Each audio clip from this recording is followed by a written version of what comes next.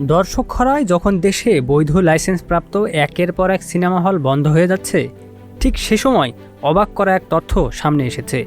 দেশের জনপ্রিয় multiplex star cineplex প্রায় ২০ বছর ধরে চলছে কোনো বৈধ লাইসেন্স ছাড়াই।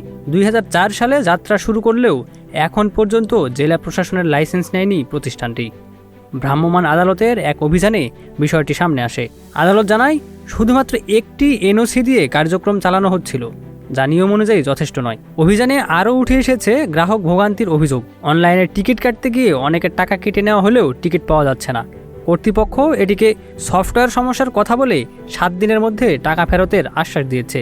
আপাতত কোনো জরিমানা না করলেও প্রতিষ্ঠানটিকে সতর্ক করেছে ভ্রাম্যমাণ আদালত এবং ভবিষ্যতে আইনগত ব্যবস্থারও ইঙ্গিত দেওয়া হয়েছে। Ikramuzzaman, news flash 71।